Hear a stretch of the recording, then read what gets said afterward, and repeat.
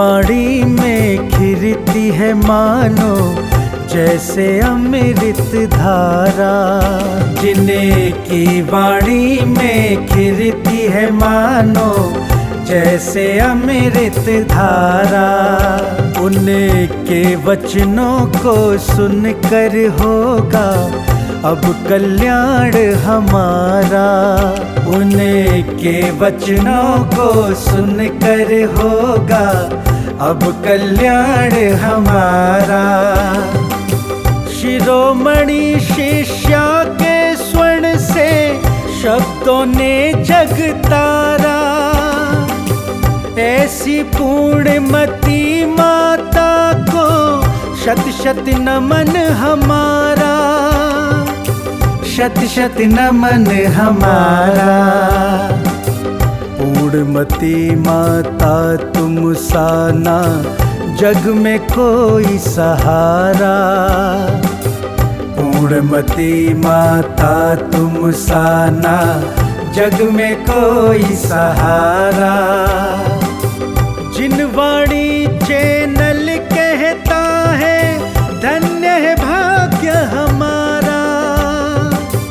धन्य है भाग्य हमारा।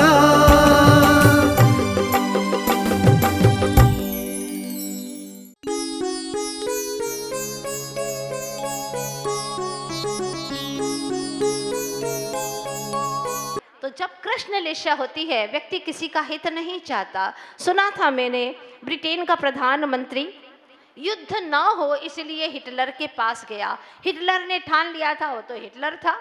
आज भी लोग कहते हैं बड़े हिटलर बने हो।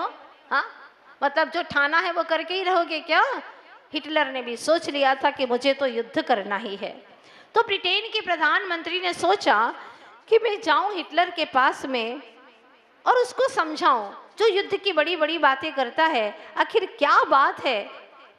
वह हिटलर जो युद्ध की बड़ी बड़ी बातें करने वाला, ब्रिटेन का प्रधानमंत्री जब उससे मिलने के लिए गया तो उसने सीधे शब्दों में कहा, हिटलर ने, युद्ध तो होकर ही रहेगा, युद्ध तो होगा ही होगा। बहुत सारी बातें कही, समझाया, लेकिन नहीं माना। आखिर प्रधानमंत्री जाने लगे तो उसने कहा, हिटलर ने, कि बुला लो, अपने सिपाहियों से कहा कि बुला लो अपने घर की तीसरी मंजिल पर। उसको बुलाया, चाय नाश्ते के लिए बुलाया। तो सोचा प्रधानमंत्री ने शायद उसका मन बदल गया है, मुझे फिर से उसने बुलाया है, ज़रूर वो कुछ न कुछ अच्छा करेगा, युद्ध को स्थगित करेगा। वो चला गया। तब प्रधानमंत्री ने पूछा कि आप युद्ध की इतनी बड़ी बड़ी बातें क्यों करते हैं, क्या है आखिर, क्यों युद्ध में इतनी रुचि है आपकी? हिटलर बोला, मैं आपको एक नमूना बताता हूँ, मैं युद्ध की बातें क्यों करता हूँ। मेरे सारे नौकर, सिपाही, चाकर किस तरह से आज्ञाकारी है, देखना चाहते हो नमूना इसका? देखो। उसने अपने बॉडीगार्ड को बुलाया, बुला करके कहा, ये जो तीसरी मंजिल है ना, उससे सीधे नीचे कूद जाओ। उसने 1 मिनट की देर नहीं की और वह सीधा तीसरी मंजिल से नीचे कूद गया, क्योंकि उसे मालूम था ये हिटलर है, अगर मैं नहीं कूदा तो बेरहमी से मुझे मारेगा, मरना तो है ही। उसके मुंह से अब जुबान हिल गई है, आज्ञा निकल गई है, तो मुझे वो करना ही है, नहीं किया तो भी मरण है, वैसे भी मरण है। तो इस तरह से वह कहता है, देखा तुमने, हाँ, मेरे एक इशारे पर क्या क्या काम हो रहे हैं। और वह गिरा, मर गया। ये कौन से लेशा का प्रतीक था? बोलिए, कृष्ण लेशा का प्रतीक था।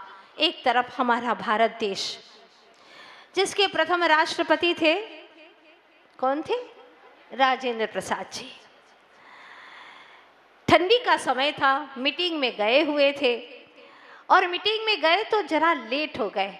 उनका जो नौकर था, वृद्ध था, रोज रोज जब भी वह आते पहले उनकी सेवा करता, मालिश करता, फिर खुद सोता, उसको बड़ी चैन की नींद आती। लेकिन आज क्या हुआ, वो मीटिंग में लेट हो गए। वृद्ध था नौकर, तो वहीं पर वह नींद आ जाती है और वहीं पर सो जाता है। ऐसे ही आधे पैर लटके हुए हैं, गर्दन ऐसी ही लटकी हुई है और उसको नींद आ जाती है। जैसे ही राजेंद्र प्रसाद जी आते हैं, अन्य नौकरों से कहा बिल्कुल भी आवाज नहीं करना, उसे सोने दो, वृद्ध है वहाँ, बिल्कुल उस आहट नहीं होना चाहिए। सबको इशारा कर दिया, दबे पैर गए और अपनी जो काश्मीरी शॉल थी उसको धीरे से अपने गले से निकाल करके ठंडी में ठिठुर रहा था उसके ऊपर डाल दी। घबराने की कोई बात नहीं है, तुमने शाल चुराई नहीं है, वो तो मैंने ही तुम्हें ओढ़ाई थी, क्योंकि तुम ठंडी से ठिठुर रहे थे ना, और तुम्हारी कोई गलती नहीं है, तुम वृद्ध हो, तुमने बहुत देर तक मेरी प्रतीक्षा की होगी, वो तो मेरी ही गलती हो गई कि मैं लेट हो गया, माफ करना तुम मुझे, हाँ माफ करना। ये कौन सी लेशा का प्रतीक है? शुक्ल लेशा का प्रतीक है, शुभ लेशा का प्रतीक है, जिसके भीतर भी इतनी सरलता, इतनी हमदर्दी जीवों के प्रति। मैं जैसा हूँ वैसा ये भी है, क्या शब्द थे उनके, मैं जैसी आत्मा हूँ वैसे तुम भी आत्मा हो, मुझे ठंड लगती है तुम्हें भी ठंड लगती है, ये तो मेरा कर्तव्य एक इंसान होने के नाते। ये है शुक्लेशा का, शुभ लेशा का प्रतीक है। आप लोग सुन रहे हैं, हमारी ज़िंदगी में बहुत सारी हम धर्म की क्रियाएं कर लेते हैं, लेकिन हमारे अंदर शुभ भाव नहीं आते, शुभ उपयोग नहीं होता। क्रियाएं तो हम शुभ कर लेते हैं, एक थाली का द्रव्य दूसरी थाली में स्वाहा कर लेते हैं, लेकिन दुर्भावनाओं की स्वाहा नहीं होती, तो औचित्य ही क्या है? इसका उद्देश्य तो यही है कि हमारी दुर्भावनाओं की स्वाहा हो जाए प्रभु, हमारे पापों की स्वाहा हो जाए। जो जन्म जन्म से मैंने बांधे थे कर्म, आपके सबों शरण में आकर के वो कर्म न धुलें तो कहाँ धुलेंगे प्रभु? इस तरह की भावना ज्ञानी ही जीव कर सकता है। जिसका संसार अब कम रह गया, चुल्लू भर संसार रह गया है, वही जीव के अंदर सद्भावनाएं उमड़ती हैं। और मैं सोचती हूँ आप सभी पवित्र आत्माएं इस धरा पर आई हैं जहाँ भगवान का समूह शरण लगा है, तो यकीनन आपने भी अपना भीतर का पुरुषार्थ शुरू कर दिया होगा, और करना ही चाहिए। अभी 5 महीने हैं, और महत्वपूर्ण बात यह है कि चातुर्मास अहमदाबाद में हो रहा है, ऐसा मैंने भी सुन लिया है। बहुत सारा अवसर मिलना है, कई बार गंगा अपने ऊपर से गुजरेगी, और निश्चित गंगा गुजरेगी तो हम अवश्य ही पवित्र होंगे, अवश्य ही हम आनंद से भर जाएंगे। अब होता क्या है, वह तो पोतला लेकर के अरहत दास चले गए घर पर। घर पे जाते हैं, देखिएगा दुर्जन होता तो उसके मुंह पर फेंक देता, जाता ही नहीं उस द्वार पर, गुजरता ही नहीं। लेकिन वो सज्जन थे, विद्वान थे, तत्वज्ञानी थे, स्वाध्यायशील थे। उन्होंने उस पोतले को उठाया, घर गए, घर जाकर के उसको धोया, और धोने के बाद में उसके एक एक ताने बाने को अलग किया, अलग करके उसकी एक बाती बनाई, एक बाती बनाई, और बाती बना करके संध्या वंदना के समय पर उस बाती को दीपक में लगा दिया।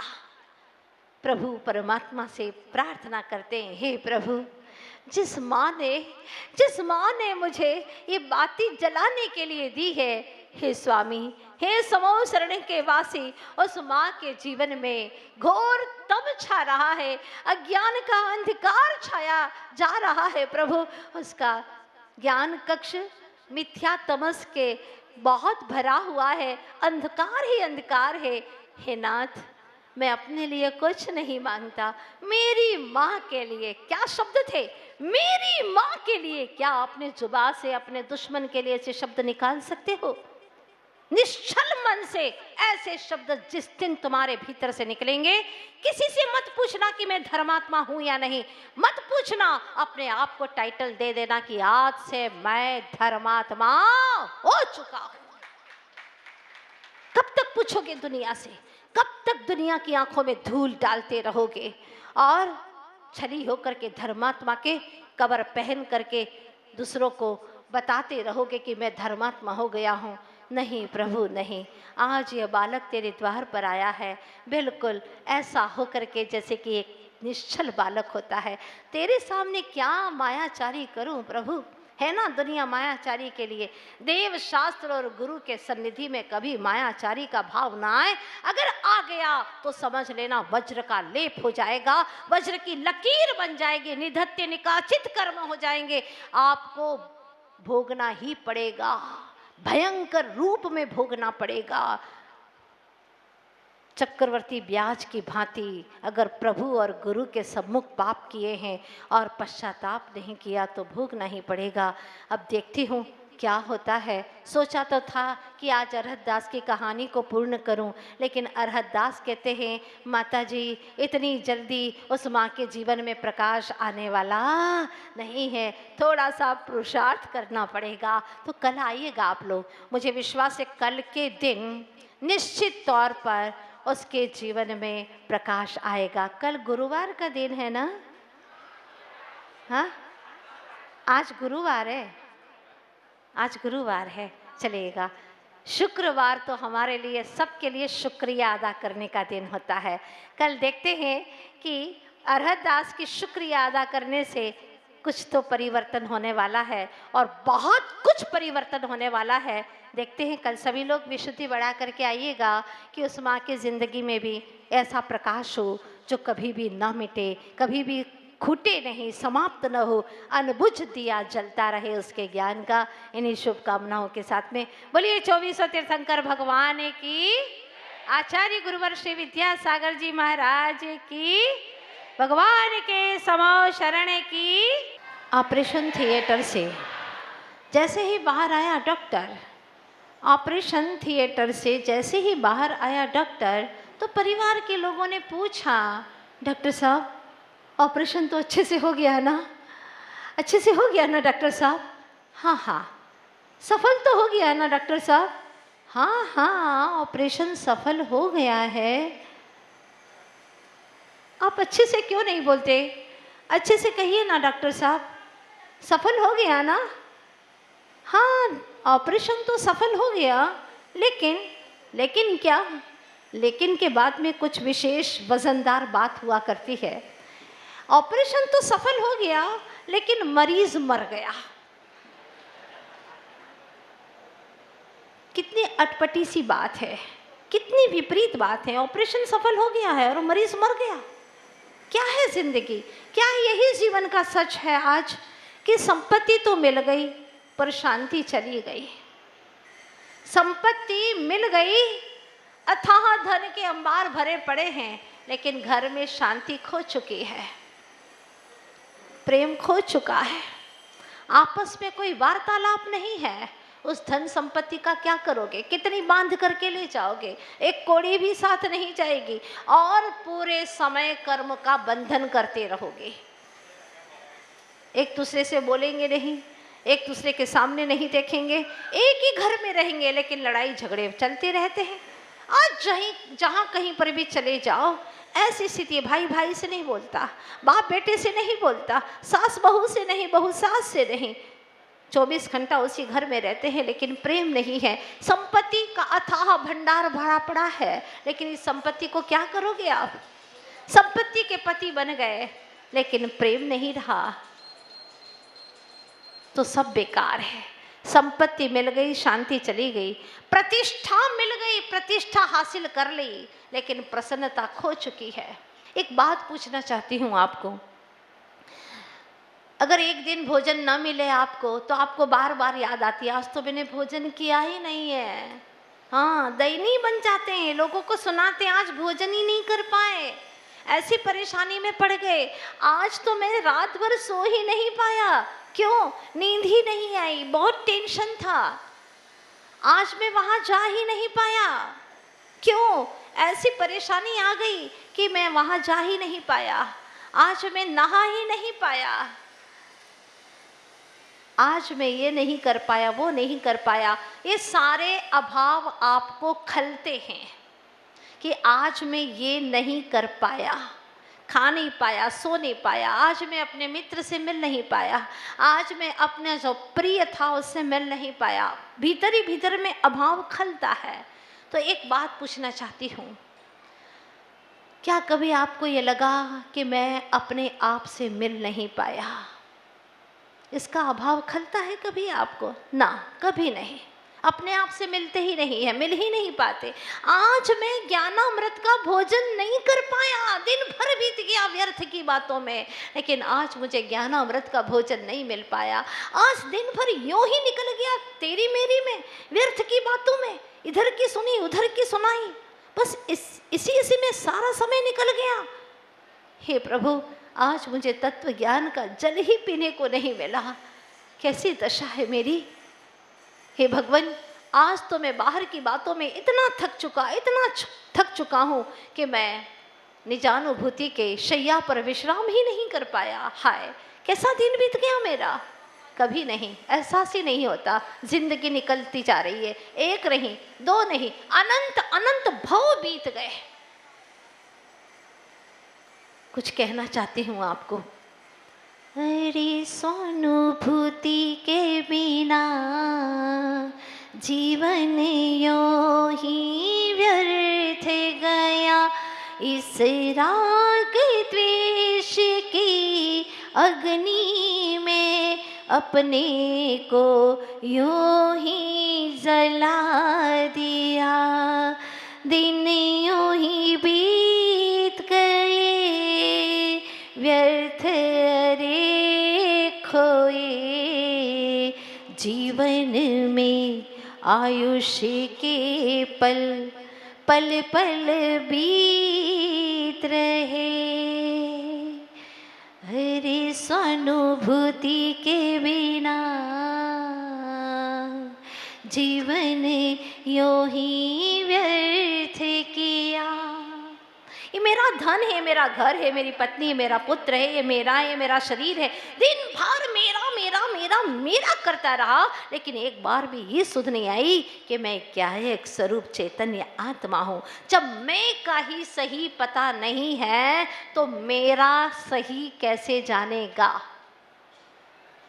जब मैं ही सही नहीं है तो मेरा सही कैसे हो सकता है। सबसे पहले हमें मैं को सही करना है।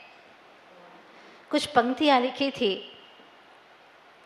अपना यहाँ न कोई अपने को जान ले, पर्याय नाशवान है आत्म। सब कुछ नाशवान है जो आंखों से दिखाई दे रहा है। इसीलिए जाना स्वयं को जिसने भी भगवान हो गए। अपने स्वरूप अपने स्वभाव से, अपने स्वभाव से तुम ही अनजान हो गए। भगवान कहते हैं, क्या हो गया तुझे, क्यों सुख स्वरूप हो के भी परेशान